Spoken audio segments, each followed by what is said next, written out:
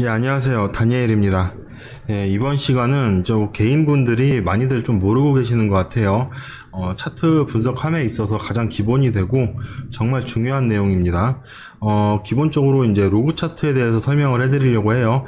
그 전에 우리가 사용하고 있는 선형 차트하고 이제 로그 차트를 좀 비교를 하고 왜 우리가 로그 차트를 사용을 해야 되고 차트의 왜곡은 왜 생기는지, 그리고 이제 작도를 함에 있어서 수평선이나 사선, 추세대, 추세선, 예를 들어서 또 삼각수렴, 요런 차트상의 모든 작도를 함에 있어서 왜 로그 차트가 필요한지 좀 말씀을 드리려고 해요.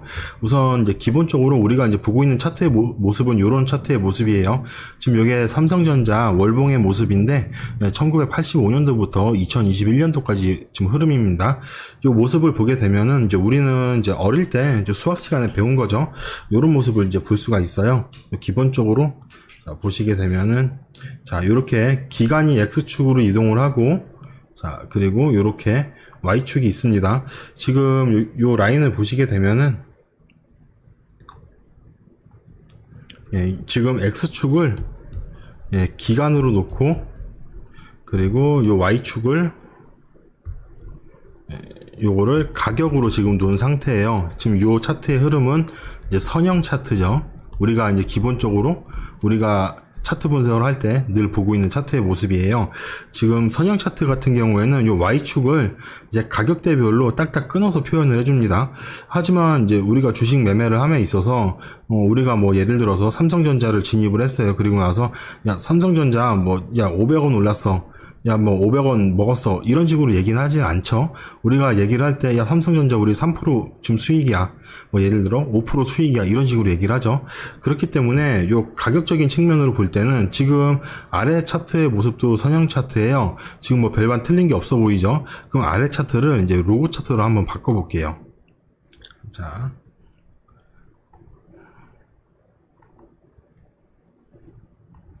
아래 차트를 이제 로그 차트로 이제 변형을 시켰습니다. 기존에 위쪽에 보이는 게 이제 선형 차트의 모습이죠. 그리고 이제 아래쪽에 보이는 게 로그 차트의 모습. 자, 그럼 요걸 볼게요. 같은 거죠. 보시게 되면은 X축과 Y축이 이렇게 보입니다. 자, 여기서 X축은 역시나 기간, 그리고 여기서 Y축은 여기서는 이제 등락폭을 보여줘요. 선형 차트에선. 자, 차트의 모습이 확연하게 틀린 걸 볼 수가 있어요. 그러면 요거 X축하고 Y축은 이제 이해가 되셨으니까 요건 지우고 차트 흐름으로 볼게요. 지금 차트 모습을 보게 되면 1985년도에 상승폭이 굉장히 컸어요. 굉장히 큰 폭으로 나타나는데 우리가 기본적으로 보고 있는 선형 차트에서는 그냥 차트가 눌려있는 모습으로 보여져요. 가격 자체가 가격으로 표시를 하기 때문에 이런 등락폭으로 표시가 되지 않는 거예요. 그렇기 때문에 우리는 비율로 보는 게 정확한 거겠죠. 이 주가가 100원이든 지금 8만원이든 어쨌든 우리가 진입하는 구간에서 가격대별로 우리가 수익 구간을 이제 가져오겠지만 그래도 이제 비율로 보았을 때 더욱더 정확하게 캔들의 모습을 확인할 수가 있어요. 그럼 요 구간에서 한 번 더 확인을 해볼게요. 요 양봉을 뽑았던 구간을 한번 체크를 해볼게요. 요 구간이죠. 꼬리 달고 내려온 요 양봉. 요 구간에 지금 종가 기준 퍼센테이지가 21%가 올랐습니다. 자, 그러면은 요 전에 캔들을 볼게요. 요 캔들을 보게 되면은 거의 20%가 올라왔어요. 올라온 가격 퍼센테이지는 거의 비슷하게 올라왔죠. 요걸 동그라미로 표시를 할게요. 자, 요 구간이 21%, 그리고 요 구간이 20%. 근데 캔들의 길이를 보게 되면은 한 2배는 더 올라간 것처럼 보여져요. 여기가 20%니까 요 캔들은 한 40%는 올라갔을 것 같은데 올라간 비율은 거의 비슷하다는 거죠. 그러면 요거를 이제 로그 차트에서 확인을 해볼게요. 요 구간이 21%, 그리고 요 구간이 이제 19%죠. 캔들의 길이가 비슷합니다. 역시나 비율대로 보여줘야지 우리가 왜곡 없는 차트의 흐름을 볼 수가 있는 거예요. 지금 우리가 보고 있는 선형 차트는 이런 식으로 차트가 많이 찌그러져 있다는 거죠. 왜곡이 심한 거예요.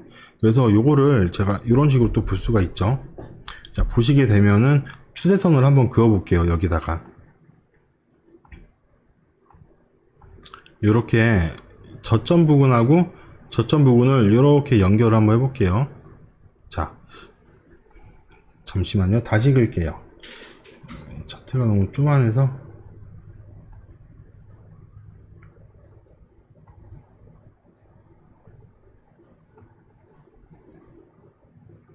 자, 이제 보시게 되면은 차트의 이제 추세선 자체가 흐름이 명확하게 보입니다. 자, 요거를 이제 화살표로.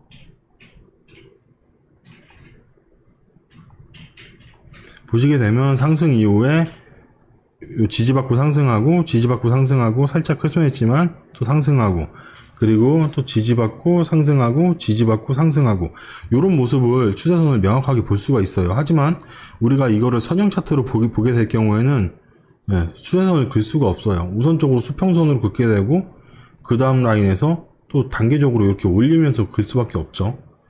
차트가 왜곡이 된다는 거예요. 가격적인 측면으로 봤을 때. 정확하게 작도를 하기 위해서는 우리가 수평선을 긋던 사선을 긋던 뭐 예를 들어 뭐 삼각수 이런 패턴을 만들어서 작도를 할 때는 작도를 함에 있어서는 로고 차트로 진행을 하는 게 가장 좋겠죠. 그래서 요걸 아직까지 이제 요 정도 말씀을 드렸는데 이해가 좀 안 되시는 분들은 제가 업종 차트로 해가지고 코스피 지수로 좀 말씀을 드려볼게요. 자, 이게 이제 코스피 지수 흐름인데 1985년도부터 흐름이에요. 지금 보시게 되면은 이제 우리가 이제 금융 위기 같은 경우에 이제 10년 주기로 이제 주식 시장이 대폭락이 온다고 학습으로 배워왔잖아요. 우선 요 구간이에요. 보시게 되면은 97년도에 97년도 12월 달부터 이거 두껍네.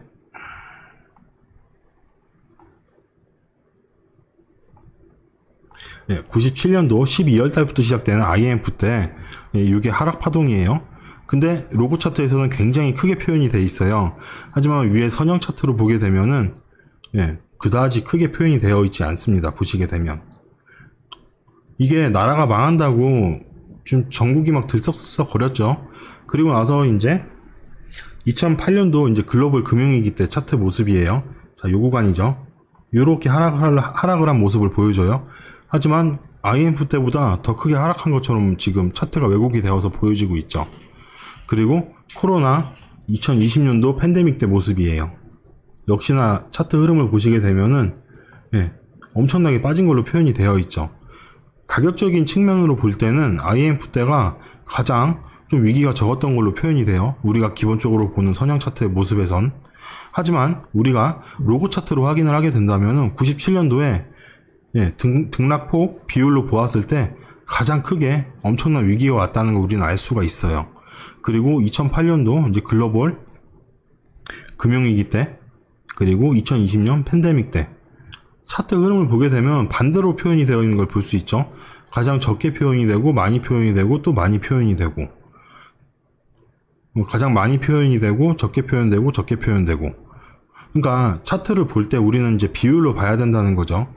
그래서 오늘 이렇게 좀 간단하게 말씀을 드렸어요.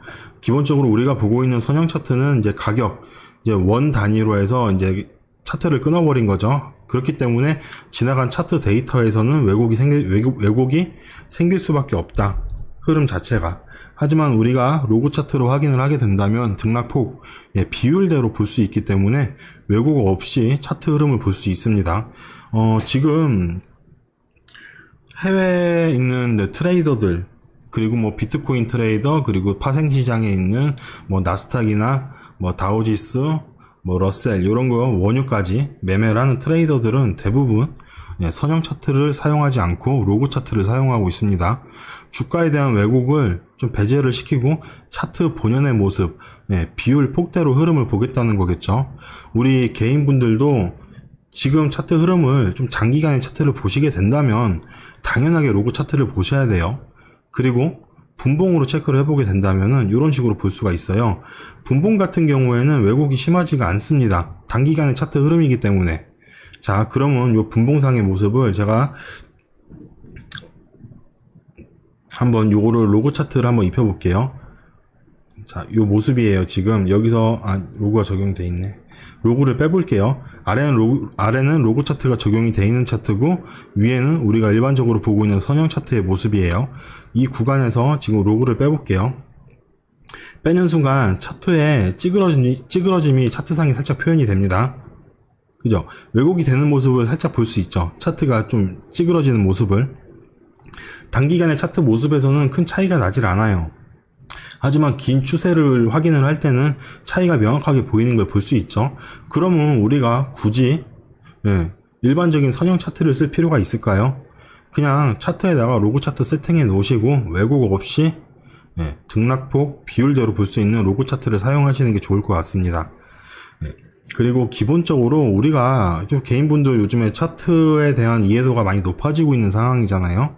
예전처럼 막 이거를 뭐 감으로 매매를 하고 뭐 누가 저걸 사서 뭐 돈을 벌었다 그래서 따라가는 매매, 이렇게 매매를 하시는 분들이 지금 줄어들고 있는 추세예요.